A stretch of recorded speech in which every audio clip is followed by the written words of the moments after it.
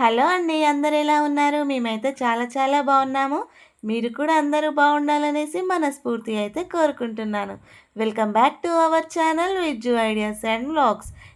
ఇక ఎండాకాలం వచ్చేసింది కాబట్టి అందరూ ఇంటి మీద ఇలా బయటైతే పడుకుంటున్నారా? మేమైతే ఇంట్లోనే పడుకుంటున్నాము. ఎండలైతే విపరీతంగా కొడుతున్నాయి కదా! మధ్యాహ్నం ఏమో ఎండల బాధలు, ఇక నైట్ ఏమో ఉడకపోత.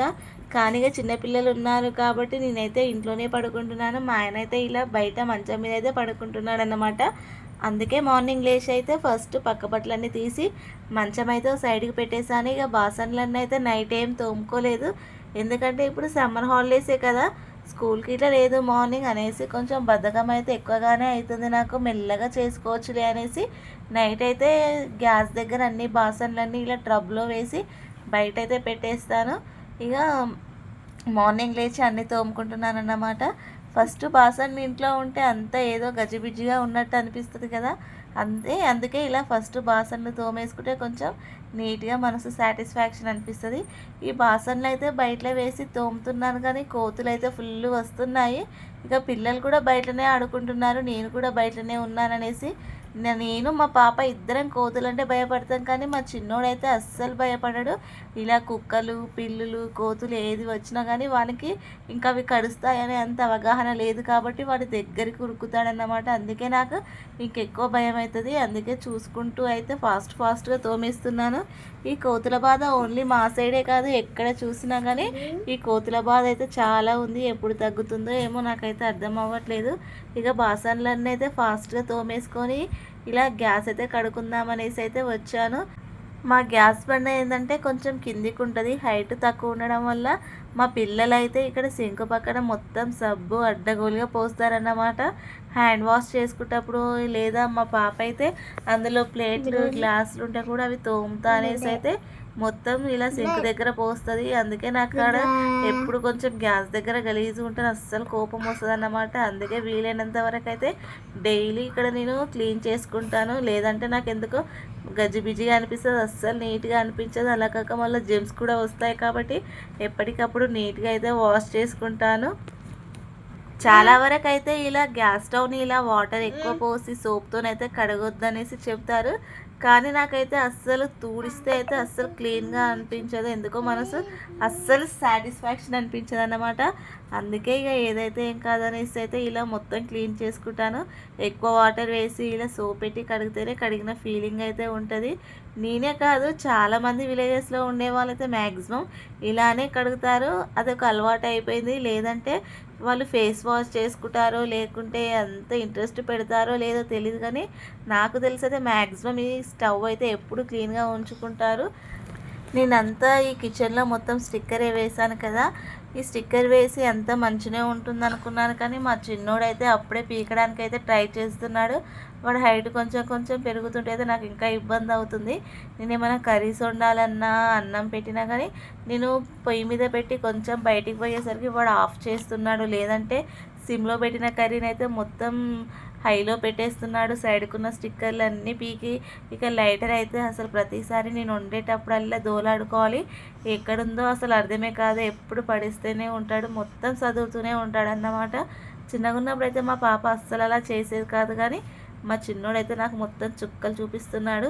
ఇక బాసన్లు అన్నీ అయితే ట్రబ్లో ఉంచితే అన్నీ కింద పడేస్తాడు వాడు. అందుకే ఇలా స్టాండ్లో ఎమ్మటే ఎక్కడ సెట్ చేసుకుంటాను, లేదంటే మళ్ళీ ఇంకొక పని ఎక్స్ట్రాగానే అవుతుంది. అందుకే ఫస్టే ఇల్లు పెట్టేసుకుంటే ఒక పని తగ్గునట్టు అవుతుంది నాకు.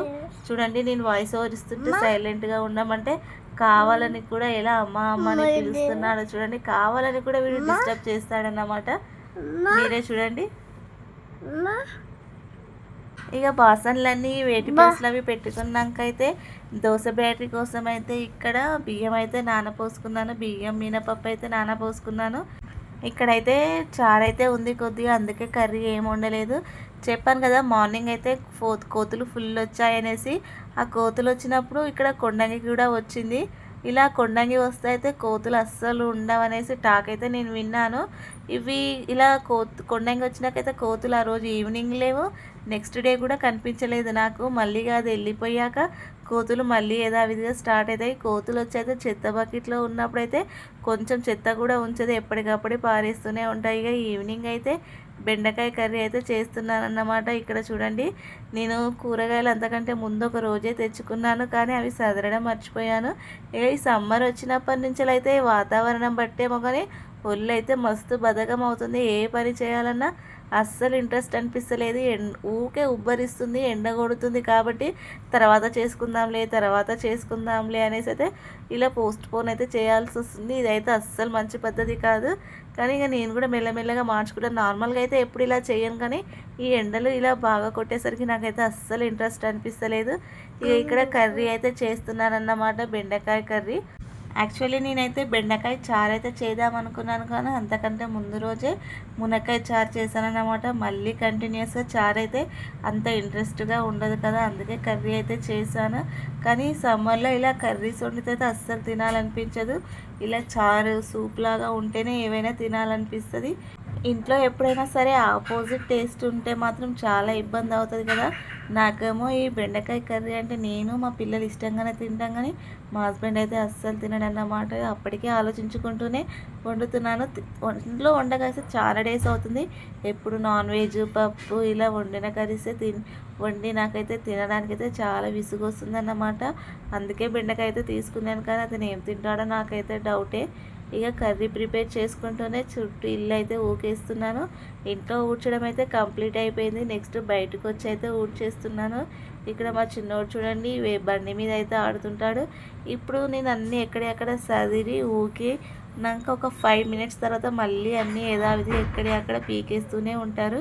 ఇక్కడ నేను బయటలో ఊడుస్తుంటే అదంతా చెత్త అనుకునేది కాదు, చీపుర్లు అమ్మోస్తే అయితే తీసుకున్నాను. అవి నలిచినా కానీ పోయింది, కానీ మొత్తం అయితే పోదు కదా. మళ్ళీ ఊకుతుంటే వాటి పొడి పొడి అదంతా బయటికి వస్తుంది కదా, అదే అన్నమాట. అదంతా డస్ట్ అయితే ఏం కాదు.